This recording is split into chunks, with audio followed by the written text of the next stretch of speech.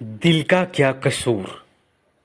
Lawrence D'Souza द्वारा निर्देशित 1992 की एक संगीतमय रोमांटिक लव स्टोरी फिल्म थी।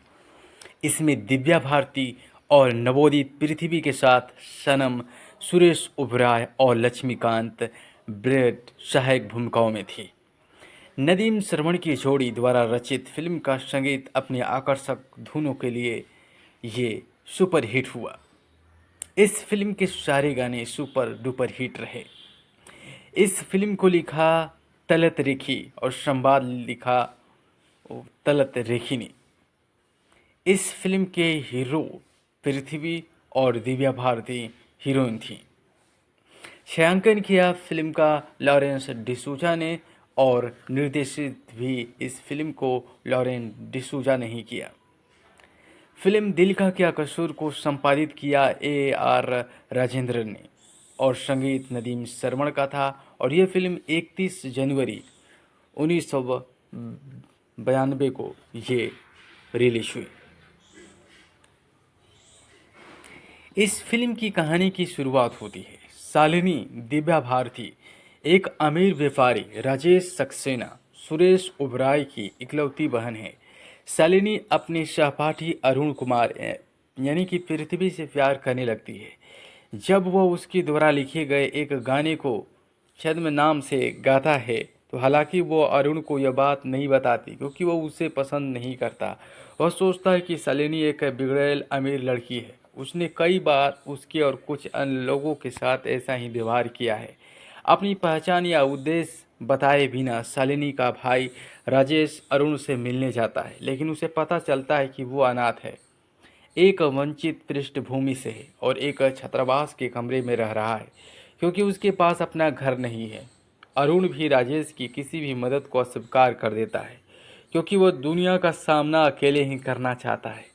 राजेश शालिनी से कहता है कि वो अरुण से उसकी शादी तभी तय करेगा जब अरुण समाज में उनके बराबर का दर्जा हासिल कर लेगा।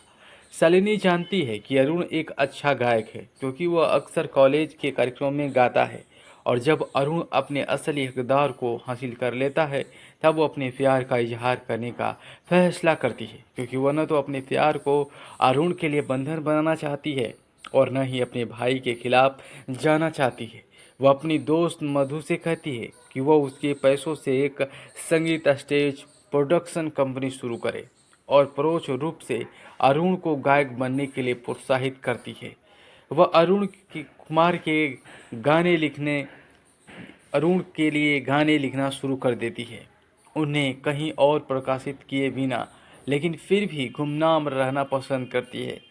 अरुण को ये गाने एक संपादक श्री वर्मा से मिलते हैं जो उसे बताते हैं कि ये गाने सीमा शालिनी दिव्या भारती जो गुमनाम रहना चाहती हैं नाम की एक लड़की ने लिखे हैं।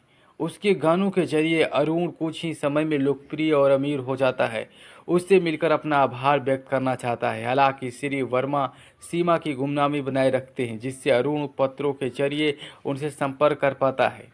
आखिरकार शालिनी का भाई उसकी शादी एक बेहद कामयाब अरुण कुमार पृथ्वी से करवाने के लिए तैयार हो जाता है और शालिनी को अपनी मंशा भी बता देता है, लेकिन उन्हें जल्द ही पता चलता है कि अरुण ने प्रिंसिपल की बेटी मीना से शादी कर ली है।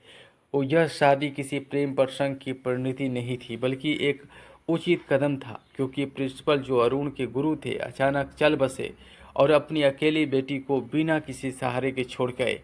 शैली फिर जीवन भर अविवाहित रहने का फैसला करती है।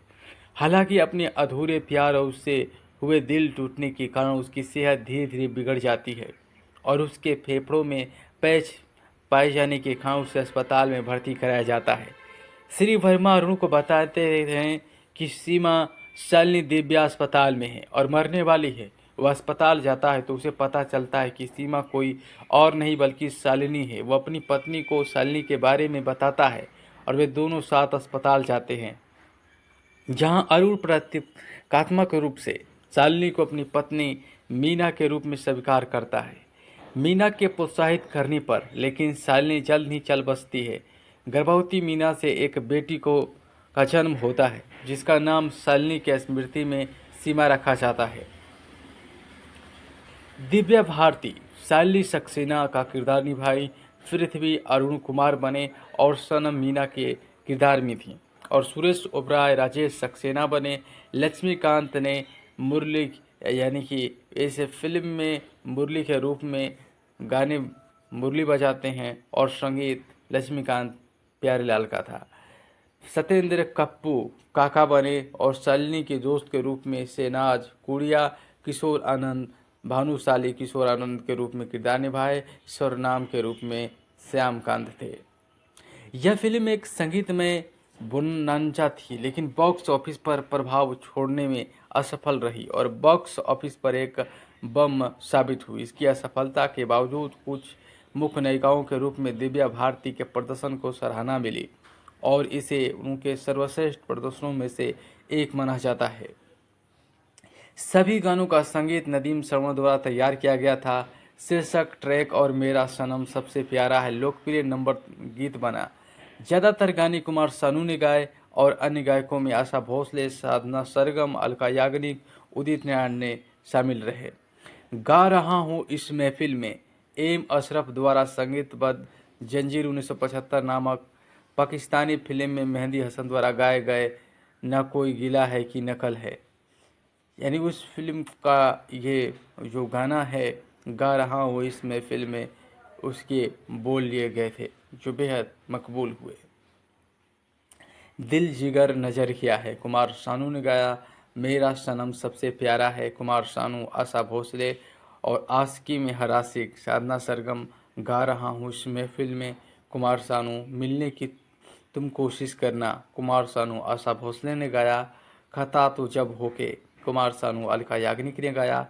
2 बजे आंख लड़ी उदित नारायण विक्की मेहता ने गाया। दिल का क्या कसूर ये टाइटल सॉन्ग इस फिल्म का कुमार सानू और अलका याग्निक ने मिलकर गाया। तो कुल मिलाकर फिल्म दिल का क्या कसूर भले बॉक्स ऑफिस पर ये सफल न हुई हो, लेकिन म्यूजिक के हिसाब से, संगीत के हिसाब से फिल्म ने खूब लोकप्रियता बटोरी और ख़ास तौर पर इस फिल्म के गाने खूब चले। कभी कभी होता है कि फिल्में न चलती हो, कहानी न चलते हों, लेकिन उस फिल्म के जो संगीत हैं, गाने हैं, वो हमेशा चलते हैं। क्योंकि 19 का दौर हो और गाने न हिट हो तो ऐसा हो ही नहीं सकता। क्योंकि जब 1990 का दशक का समय था तो उस समय गाने ही चलते थे। लोगों को रोमांटिक प्यार भरे गाने ही अच्छे लगते थे। आज भी जब हम 19 नोट आउट की बात करते हैं तो उस समय की फिल्मों से ज़्यादा गानों पर ध्यान होता है, क्योंकि गानों में एक अलग तरह का संगीत, सुर और उस समय के जो लोकप्रिय गायक होते थे वो गाते थे। आज भी उनकी गायकी उतना ही पसंद किया जाता है। तो मेरे दोस्तों, हम ऐसे ही फिल्म की बातें कर रहे थे दिल का क्या कसूर, जो 1992 में आई। क्योंकि आप समझ सकते हैं कि 1990 के बाद के दशक में जो जितनी भी फिल्में आई वो सभी रोमांटिक संगीतमय ही फिल्में बनती थी। क्योंकि उस समय के निर्देशक जो होते थे, डायरेक्टर होते थे, उनको बस इतना पता था कि उस समय फिल्मों का हिट होने का मतलब है रोमांटिक सॉन्ग का होना। और होता भी था। जब गाने रोमांटिक हो तो वो फिल्म की कहानी अच्छी ना हो भी तो वो हद तक लोग उस पर आकर्षित हो जाते थे। और दिल का क्या कसूर भी गानों के लिए जाना जाता है। इस फिल्म के सारे गाने आपने सुने हैं और आपने कई बार इसको उस समय भी देखे होंगे जब VCD का समय था, जब DVD प्लेयर चलता था, तो उस समय आपने इसके ऑडियो सारे गाने को भी सुने होंगे। तो बहुत खूबसूरत है। आप इस फिल्म को भी देखे होंगे, जो DDH पे भी आता था। फिल्म YouTube पर भी उपलब्ध है, अभी भी आप इसे देख सकते हैं।